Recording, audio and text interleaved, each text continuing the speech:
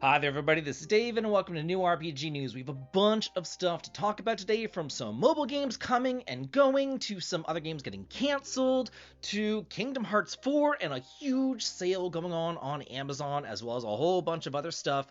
And I definitely do want to talk about all of that stuff today, and I totally think that that's worth the sub, as I do try my hardest to level up this year, and I know that I can do it with your help. So thank you so much for that, for your sub and your like. It really does help me out a ton. We're going to be starting off with some mobile games, and hell has frozen over because I'm super excited about both of these mobile games. I know, it's a shock, but here we are. So there's Suikoden Starleap, the story trailer, more characters and locations have been detailed.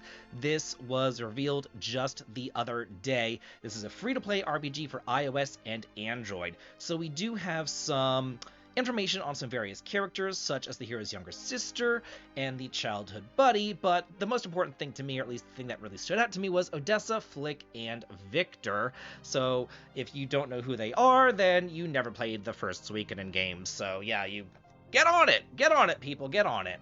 So Odessa is here. It says, an aristocrat from the Scarlet Moon Empire who the hero met during his journey. With her innate kindness and strong sense of justice, she rose up against the Empire and goes on to become the leader of the Liberation Army. So she plays a pretty big role in the first game. Flick and Victor play some pretty big roles in the first and second game. Flick is a traveling swordsman that Odessa and company encountered while being chased by the Empire. A bit of a show-off, but he has excellent swordsmanship and always makes sure to protect his allies. He later goes on to join the Liberation Army, and he's super cute. And then Victor encounters Odessa during his journey, and being highly impressed by her strength of will, decides to fight alongside her. He has an easygoing and daring personality, but his foundation in sword fighting is solid, and he later goes on to join the Liberation Army, as we know. So we're getting like kind of an origin story, I suppose, of these characters.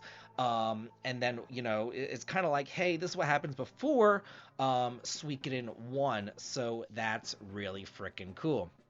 So yeah, talks about the village that it takes place in and Greg Minster as well. I am so looking forward to this. You've no idea. And also just announced the other day, Persona 5 The Phantom X launches on June 26th in the West as well as in Japan. Pre-registration is now available. This, of course, is the Persona 5 spin-off mobile game. It will be in English right here, and it does say that it will be coming out for the PC as well as iOS and Android. So this one's getting PC, but the Suikoden one isn't getting PC, which kind of sucks. I wish it was getting PC. I would totally want to play it a lot more if it was on PC. But yeah, it is what it is. So it says, we're the Phantom Thieves. You can be one too. Because saving our planet is the... Wait, that's the totally wrong thing. No. We're the Phantom Thieves, and we're here to steal your heart. So yeah. It says, after awakening from a nightmare, the protagonist is thrust into a changed world drained of hope, and the new faces that he encounters are no less strange. An eloquent owl named LeFay, a long-nosed man, and a beauty donned in blue. As he navigates the mysterious realms of the metaverse and the Velvet Room, he grapples with ruinous visions that threaten his everyday life, and he must discover what there is to take from this new world, all in true Phantom Thief style. So we have two mobile games, both of which I'm excited for. I will say this, I am more excited for the Suikoden mobile game than this one, but that's not to say that this one I'm not excited for, but I still am. But Suikoden is Suikoden, you know? I love it. Moving on to more mobile, Kingdom Hearts Missing Link has been cancelled, although Square Enix is hard at work on Kingdom Hearts 4. So yeah, this was announced back in April of 2022, and 2022, as we all know, was the year that we got like nothing but Square Enix games. It was like a deluge of Square Enix games, and then after that, they realized, maybe we shouldn't release, you know, a game once a week. It was literally a game once a week. It was insane in 2022. Not all of them were all that great. There were some exceptions. Some of them were great. Some of them weren't. But anyway, it seems that now this one has been canceled. They are switching to a new strategy of quality over quantity. Thank God. So yeah, this one's gone.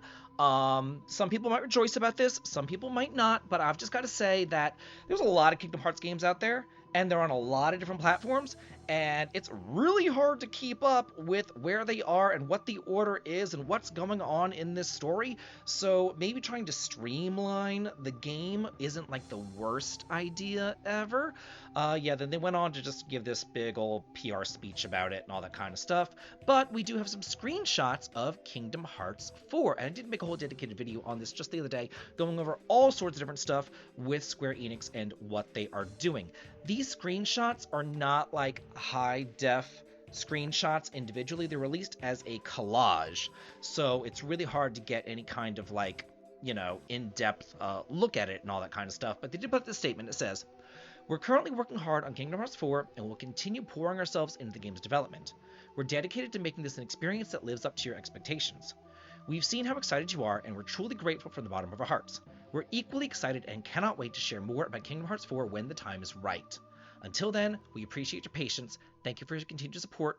Platforms and release date have yet to be announced." But they also did say that multi-platform is paramount to their strategy. But at the same time they're saying that multi-platform is paramount to the strategy, they're also releasing the single solitary platform just on the Switch 2, Bravely Default Remastered. So can we get a multi-platform announcement for that, please? And thank you, Square. Speaking of Square Enix and TBS, and yeah, I thought it was actually like, Turner Broadcasting Systems or whatever, but no, it's not Turner Broadcasting Systems, TBS, where I watched Saved by the Bell all the time as a little kid. They are developing an original IP. This stands for Tokyo Broadcasting System. Whenever I read that, I'm like, oh, duh. But yeah. So it says, with the brand promise of "From Each Moment, a Better Tomorrow," what are we going on? The new intellectual property game is being created for both domestic and overseas markets and will combine the experiences and strengths cultivated by each company in their respective fields. Further information was not announced. We don't know what the genre will be. We don't know if it's an RPG. We don't know if it's a mobile game. We don't know anything about it. All we know is that they are developing a game together. But what we do know is that the future game show Summer Showcase is set for June the 7th, so this should be kind of fun right there. I'll definitely tune into this. It's at 1 p.m. Pacific Time, 4 p.m. Eastern Time on June 7th, and it'll be hosted by Laura Bailey and Matthew Mercer, who is of Vincent Valentine fame. The broadcast will feature over 40 upcoming games, including world premieres, exclusive game demos, developer interviews, and new trailers from upcoming AAA and independent studios. Confirmed features include a new trailer for I've never heard of any of these games, Directive 8020, a Dark Pictures game, an interview with Mafia: The Old Country, developer of Hangar 13, and a new trailer for Chris Soul, The Theater of Idols. Yeah, like, that's not hooking me in, because I've never heard of any of these games. Like, if you want to hook me in, give me a trailer for Dragon Quest 12. Just saying. Maybe Final Fantasy IX Remake. Give me something for that. So, yeah. DMM Games and 2Q Games, those are the developers of the Dankan Ramka, which I totally butchered, and the 100 Line Last Defense games. They have announced Shuten Kyoden for the Switch and PC. 168 days left until the end of the world. I preferred 16 days till the end of the world, and if anybody actually gets that reference, let me know in the comments. I will be the judge of that. So it says it's a new title led by the Dangan Rampa creator, and will be available with the Switch and PC, but details about the title, including the genre, were also not announced. More than likely, I would guess, visual novel, dungeon crawler sort of thing. Another game that I'm super looking forward to, because I liked it on the PS2, is the Rado Remastered Mystery of the Soulless Army. We have more details about the characters, locations, facilities, replayability elements, and DLC, plus a Switch 2 FAQ and PC requirements. It goes over a whole bunch of the various different characters. They are all now fully voiced. It goes over the landscape of the capital. It's taking place in like 1920s Japan with streetcars and everything. He works for a detective agency and all that kind of stuff. He plays like mini games with his little detective boss and all that. Like, it's a really fun game, and I cannot wait to play it. It goes over this case files, which are essentially just like side quests or whatever that you do get. It goes over some DLC things that it has, but what I want to get down to, because this is a long article, like you can see, it's like ridiculous. It goes on to this Switch 2 FAQ if you did want to buy it for the Switch 2, because it is coming out for that system. Save data cannot be transferred over from the Switch version to the Switch 2 version. There's also no plans to sell an upgrade patch from the Switch version to the Switch 2 version. And it will be packaged as a game key card, so you will need to download I don't know why this stupid thing is popping up all the time. Like, just let me highlight it. Let me highlight it. No, it won't let me highlight it. I don't know what it's doing. But anyway, the package edition will be a game key card, so you will... Now it's letting me highlight it. So, you know, the internet is against me. I don't know what's going on right now.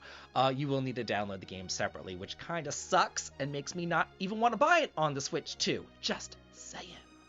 But speaking of Switch 2, we have some more details about it. It says free updates for the 12 first-party Switch games. So if it is a Nintendo title, like published by Nintendo, you will get a free update or a free upgrade for that game. Those include ARMS, Big Brain Academy, Captain Toad Treasure Tracker, Clubhouse Games 51 World Classics, Game Builder Garage, New Super Mario Bros. U Deluxe, Pokemon Scarlet and Violet, Super Mario World 3D World, Bowser's Fury, Super Mario Odyssey, Legend of Zelda Echoes of Wisdom, and Link's Awakening. They will all get that free upgraded support. And now let's look on, and I just want to go through some games that are over on Amazon. Some are for sale, some are for pre-order. Rado is available for pre-order for $50 right now if you wanted to grab that. Looks like it's $50 for all the systems, including Switch 2. And the Nintendo Switch, so $50 across the board, even if you buy the lesser Switch version. Then over here we got Zelda Echoes of Wisdom on sale for $50, 17% off. I'll include links to all of these to purchase. Unicorn Overlord, though, is 50% off right now at $30, originally $60, and that is 50% off for all of the systems. That is a steal. That's such a good game. If you're a fan of like Ogre Battle or whatever, then you'll definitely want to try that out. 33% off for 13 Sentinels Aegis Rim. If you're a fan of like choose your own adventure books sort of stuff, you might like this Atlas game right there. Romancing Saga 2 Revenge of the Seven is 20% off for $40. Right now. That was one of the best games that came out last year. Huge fan of the Saga series. Loved this remake. It was by the same team that did the Trials of Mana remake, and they know how to do a remake. They knocked that out of the park. Tactics Ogre Reborn is 12% off, down to $43 if you'd like to grab that. If you like tactical RPGs in the same vein as something like Final Fantasy Tactics, you might like that. Speaking of strategy games, Triangle Strategy is 48% off for $31. And then the bundle pack of Digimon Story Cyber Sleuth is available for 56% off, only $22. That's a steal right there. And then finally, Wan Sword Mist Beyond the Mountains is 25% off for only $30. If you want any of these games that you see here, I will include links below to purchase. Stellar Babe for the PC launches on June the 11th alongside a complete edition, which includes Nier Automata and Goddess of Victory Nike add-ons. So it says right here, launching June 11th, the complete edition featuring the base game. Downloadable content will be available for both the PlayStation 5 and the PC on the same date. So yeah, it includes all those pre-order bonuses, DLC, all that kind of stuff. It says the PC version will feature AI upscaling and frame generation. Oh, this is like beyond my scope. Oh my god. An unlocked frame rate, both Japanese and Chinese voiceovers, ultra-wide display support, DualSense controller support for haptic feedback and trigger effects, a new boss battle, 25 new costumes, a high-resolution environmental effects. The additional content will also be available for the PS5 version as a free update on the same. That's how you do it! Free updates, folks! That's how you do it. If you buy the game once, and then it comes out with a better version, you shouldn't have to buy that whole better version. Give it a free update. Or like there was some updates on the Switch 2 where it was like $3 to get the advanced better Switch 2 version. That was in Japan though. It's probably like $10, or they don't even offer it in America, God forbid. But in Japan, it's only $3. Here it's for free though. Hey, love a good deal. Free-to-play MMO RPG Blue Protocol Star Residence is coming to the West this year. It says the resurrection of Bando's fallen online game. It's coming up for the PC, iOS, and Android. It was previously only released for China. Dive into a breathtaking anime world filled with stunning visuals, fast-paced combat, and a vast open world teeming with exploration and discovery. This expands the Blue Protocol universe with a vibrant MMO experience. Create your own hero, team up for strategic raids, or simply relax and have fun with your friends fishing, crafting, and endless exploration. Adventure awaits. Is this an anime? I don't know, because it says the Blue Protocol universe, so I'm assuming it's an anime. I don't know. I've never heard of it. I don't watch anime. I have no idea. It'll feature cross-support platform play between mobile and PC, allowing players to enjoy a seamless experience across devices with synchronized progression. Whether at home or on the go, adventurers can dive into the world anytime, anywhere. This looks actually pretty nice. It's beautiful. It's absolutely gorgeous. I don't really play MMOs or anything like that, but it's absolutely oh wow. Okay, that's a thing. What is this guy doing in the back? Like, is he naked? What is going on? At first I thought that he was wearing something really weird, like a triceratops thing. Then I realized that that was the little maid's hat. So yeah, I don't know what's happening. This is just downright embarrassing, y'all. Tribe 9 is to end service on November 27th. The closure announcement comes less than 3 months after it first launched. Yeah, it just launched 3 months ago. And it's already ending service. Like, whoa. Extreme action RPG extremely bombed. It's ending service on November 27th. And everything else has been canceled for it. Like, they were something like some chapter 4 of the story, whichever, but no, that's not coming either. They apologize for the sudden nature of this announcement to their players. Like, wow. This is the thing with mobile games. Like, if you don't put your heart and your soul into it, it's going to bomb and it's going to fail. And it's like, wow, this thing came and went in 3 freaking months. That is wild to me. Shadows Over Loathing has been announced for the PS5 and the PS4. It was previously already released on the Switch and the PC. It's going to be costing $23 or £18. Let's see. It says, your Uncle Murray has requested your aid at his antique shop in Ocean City. But upon your arrival, the old man is nowhere to be found. Your investigation into his disappearance and the artifacts that he's been collecting takes a turn when you stumble across some shadowy plots and a bunch of squirming eldritch tentacles that threaten to bring up the end of the world. Explore a sprawling open world chock full of danger, quests, puzzles, and stick figures in the single-player comedy adventure RPG set during the Prohibition era of the Loathing universe. Is that an anime too? What is this about, like, the universe? Is there multiple games in this Loathing franchise, or is it an anime? I don't know. I've never heard of any of these Loathing. I've heard of this game, obviously. I've never heard of any other Loathing games though. So is there a Loathing universe? They just make this stuff up to just like pull it out of their ass? Or like, sure, there's a Loathing universe out there. It sounds good. Whatever. We'll put it in the press release. I have no idea. See how many enemies you can stuff into a phone booth as the athletic pig Skinner.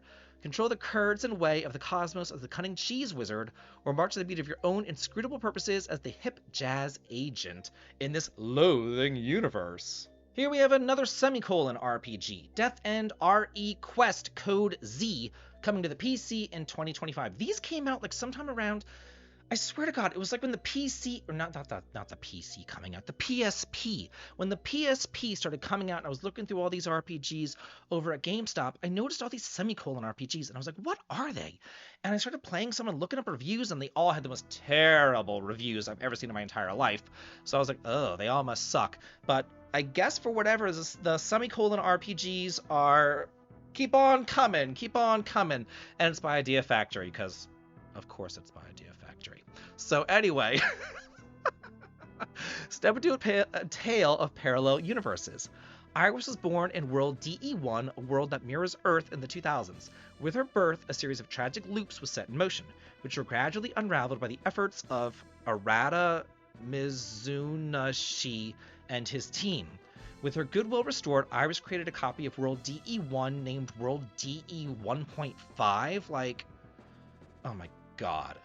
Here, feuds gave way to friendship, each person a perfect cog in a perfect world, but a new crisis threatens the peace. A mysterious man has entered the fray, and he leads a group of people who look identical to the world's former heroes. So our new hero, Sayaka Hiwatari, confronts the rising chaos where friends and foes seem impossible to distinguish, and so the battle with another world enters a new phase. Is this a visual novel? Because, like, reading this, it makes me feel like it's a visual novel. If somebody's played this game before, please let me know and tell me, because I don't know, and it doesn't say... Oh, no, it's a thrilling RPG, apparently. Okay, it's a thrilling RPG. My mistake. Fantasy adventure open world action RPG Silver Palace has been announced for the console, PC, iOS, and Android, and a reveal trailer has been showcased featuring some girl whose legs are literally 3 times the size of her torso. That's like, look at that. That's crazy. That's crazy. Anyway, a release date was not yet announced. Pre-registration is available now during the official website. Silver Palace is a brand new action RPG set in the prosperous metropolis with a Victorian aesthetic. It features an engaging story, a delicate art style, distinctive characters, and a dynamic action-oriented battle system. Players will take on the role of a detective and embark on an adventure with a diverse group of partners to defeat unknown enemies and unravel the mysteries in Silvernia, an industrialized metropolis built on the power of Silvernium. So, yeah, and then, like, this is not Victorian, like, unless they're in a brothel? Like, a Victorian brothel? Like, wow, okay. But, yeah, yeah. Yeah. It's always nice to have something related to Palworld that is not related to a lawsuit. Palworld Tides of Terraria update launches this summer. This collaboration says, launched this summer. First details. The world of Terraria collides with Palworld. Catch, train, fight, and work monsters from Terraria just like the Pals. A large update that can be enjoyed by fans of Palworld and Terraria. In addition to the collaboration content, further new content will also be added, including new pals and new islands. The contents of the update will be announced across official Palworld social media channels over the next few weeks, so please be sure to follow if you like either of those games and you want to know more. Not a semicolon RPG, but a tilde RPG? That's what those little squiggly things are called, tildes, right? Like you put them over the N in Spanish and it's the tilde? I don't know. I took 3 years of Spanish and I have no idea. Anyway, oh, but there was a colon in there, so it's kind of a semicolon. Anyway, it's called DC Da Capo RE Tune. Launches October the 30th for the Switch and the PC. Who names these things? I have no idea. This is a full remake of the 2002 released romance visual novel, and it will be in English. Here we go. Hatsune Island is a place where the eternal cherry blossoms bloom all year round, regardless of the season. At Hatsune Island's Kazami Academy, a boy named Junichi Azakura, whose catchphrase is boring, yeah, okay, that describes this game, possesses both the power to create wagashi from thin air and the slightly fairy tale-like ability to show others their dreams. Nemu Ashakura is Junichi's nagging spoiler adopted sister. Junichi is about to graduate from school alongside friends like Kotori Shirakawa, a talented singer and the school idol. Then one day, Junichi's childhood friend, Sakura Yoshino, returns after going abroad 6 years earlier, and she looks exactly the same as she did 6 years ago. So what? On a spring day, the cherry blossoms fluttering in the air, an awkward love story begins. Yeah, awkward is one way to describe it. Oh gosh, so that's it for this week's new RPG news. Hope you all enjoyed it. Please be sure to check out the Amazon sale. There's some good things there. Let me know what you liked, let me know what you disliked in the comments, and as always, have a good day.